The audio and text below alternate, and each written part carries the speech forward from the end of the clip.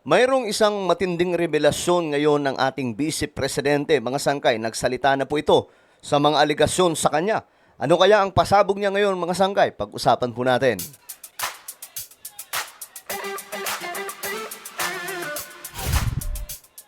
Alright guys, mayroon pong breaking news ngayon, ano? Itong ating Vice President ay nagsalita na nga po, mga sangkay, regarding sa mga aligasyon sa kanya. At mayroon po siyang matinding isiniwalat ngayon. Ano kaya ito, mga sangkay, ano? Bago tayo magsimula, sa mga hindi pa po dyan nakakapag-subscribe, makikita nyo po yung subscribe button sa baba ng video na to. I-click nyo lamang po yung subscribe, i-click ang bell, at i-click nyo po yung all. Sa mga nanonood po sa Facebook, i-follow nyo po yung ating Facebook page. Alright, so shoutout po sa lahat ng mga solid sangkay na palagi pong nandito. Ano man ang ating content, mga sangkay. Alam nyo, malalaman nyo kapag ka solid sangkay. Di ba? Kahit magkaiba ng opinion, magkaiba ng pananaw, solid sangkay yan. Di ba? Parang ano yan eh. Parang sa magtropa. Malalaman mo na solid silang magtropa, mga sangkay, sapagkat kahit may mga iba-iba silang prinsipyo sa buhay, may iba silang pinaniwalaan, 'di ba? Pero tropa pa rin sila, mga sangkay. Hindi po sila kasi ano lang yan, halimbawa politika lang 'to eh. O di kaya ito mga issue, mga sangkay, ano lang 'to. Wala tong mga kwenta. Ang may kwenta ay yung pagkakaibigan. Alright? Kaya nga po solid sangkay eh. Ang sangkay meaning kaibigan, 'di ba? Sangkay dyan. Na nagkataon lang na pati yung sangkay naging pangalan ko na tuloy, mga sangkay. Sangkay dyan. Pag may nakakakita sa akin sa labas, sangkay dyan na po yung tawag. Pero yung nickname ko yung dyan. Alright? Tapos yung sangkay is kaibigan po yan eh. Meaning niyan is friend or kaibigan. So, sangkay dyan. Friend dyan or kaibigang dyan. Ngayon, ito mga sangkay ang pasabog ni VP Sara. Tingnan po natin. Ayan. Ang sabi po niya dito, malinis ang aking service record. Aba. Malinis daw po ang ating Vice Presidente. Ngayon, sumagot daw po si Vice President Sara Duterte kaugnay ng mga aligasyon laban sa kanya ni dating Senador Antonio Trillanes sa impeachment hearing ng House Committee on Justice nitong Miyerkules. From 2016, sabi po ni VP Sara, to 2026, nothing in his narrative has changed. What has changed, however, is the machinery now backing him. Today, he is backed by a sitting president. Ito yung banat niya po, mga sangkay kay Trillanes. Kumbaga, ang pinagkaiba lang ngayon, itong mga pag-atake ni Trillanes, ngayon, may backup daw po na presidente ng Republika ng Pilipinas. Naniniwala ba kayo na ito po ay backup by PBBM? Ako mga sangkay, medyo malabo, no? Simple lang ang sagot ko, sabi ni VP Sara, sa lahat ng paninira. Malinis ang aking service record. Hindi ako kailanman nagkaroon ng kaso sa paggamit ng pondo ng bayan. Lahat ng aking ari-arian at pera ay idineklara ko sa aking salin. Pero mga sangkay, ayun na nga po, hindi nagtutugma ang sinasabi sa salin ni VP Sara at ang lumalabas po sa record ng AMLAC, mga sangkay. Mula po sa mga bangko yan ng Pilipinas na umabot po ng 6 billion. Guys, yung numero na yan, hindi po yan kwento, kundi record mismo. Okay? Record, galing po mismo sa mga bangko. Yung in and out, yung outflow and, inflow, mga sangkay, na pera. Okay? Na pumapasok at lumalabas. Ngayon, mga sangkay, eto, basahin po natin para mas malinaw. Okay?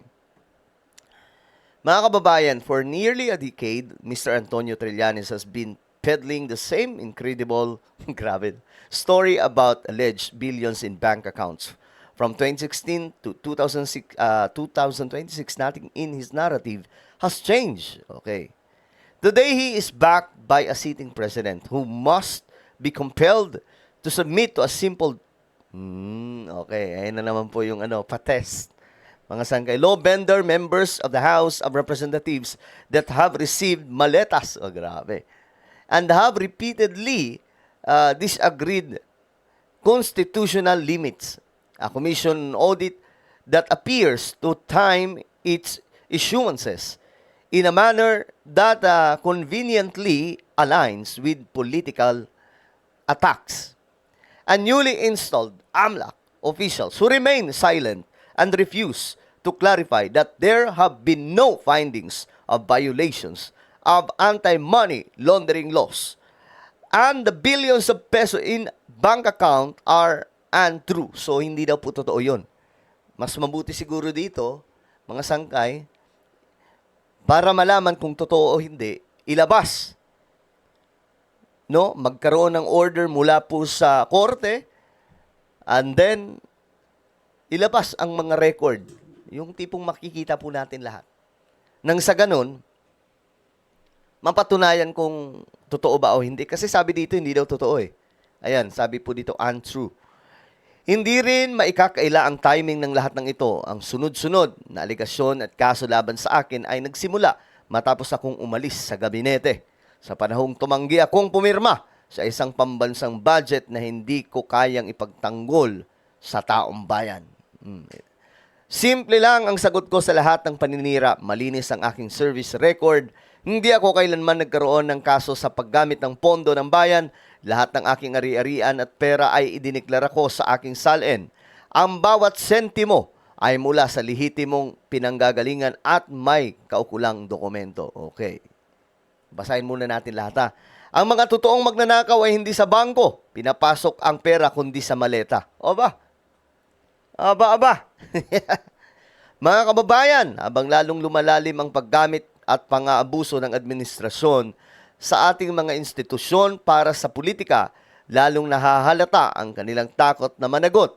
Kung gaano katindi ang paninira sa akin, ganun din katindi ang katahimikan at takot nilang managot sa bilyon-bilyong pisong ninakaw, inilagay sa maleta at inilabas sa bansa.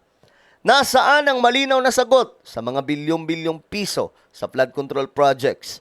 Nasaan ang konkretong solusyon sa patuloy na pagtaas ng presyo ng bilihin sa kahirapan at kagutuman? Nasaan ang direksyon sa usapang pangkapayapaan sa Mindanao? Nasaan ang tunay na independent foreign policy? At nasaan ang agarang aksyon sa mga krimen na patuloy na nararanasan ng ating mga kababayan? Huwag kayong magpalinlang sa ingay ng impeachment na ito dahil ang tunay na laban ay para sa kapakanan ng mga Pilipinong dumadanas at dumaraan sa tumitinding hamon ng buhay araw-araw. Shukran, Sara Z. Duterte, Vice President of the Republic of the Philippines.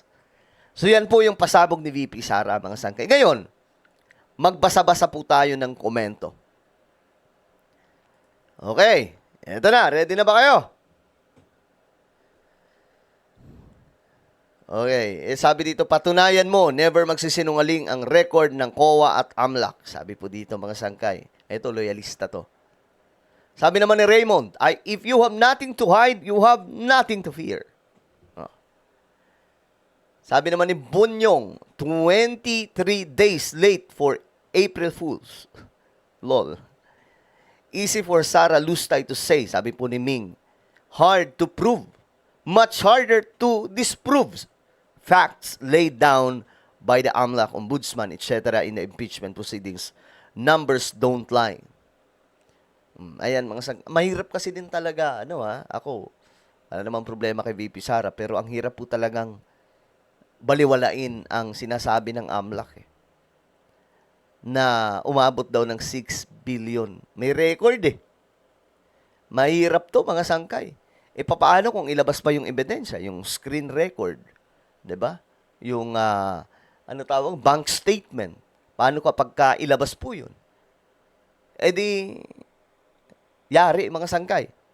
Madam VP, paano mo ipapaliwanag ang report? Ito ang sinasabi ko ng AMLAC. Paano yung COA notice of disallowance na 73 million na final na at 350 million na bagong notice of disallowance? O, ayan, mga sangkay. Yan ang sabi mo, sabi ni R. Bell. Pero iba ang nasa dokumento. Ay, nako. Well, ano ang inyong opinion? Kayo ba ay approve sa sinabi ni VP Sara dito na malinis siya? At hindi totoo yung sinasabi ng AMLAC? Comment down below. Ano po ang inyong mga opinion, guys? Mayroon po tayong YouTube channel. Ito po ay Sangka Revelation. Hanapin niyo po ito sa YouTube ngayon din. Kapag nakita niyo na, i-click niyo po yung subscribe, i-click ang bell, at i-click niyo po yung all. Ako na po ay magpapaalam. Mag-iingat pong lahat. God bless everyone.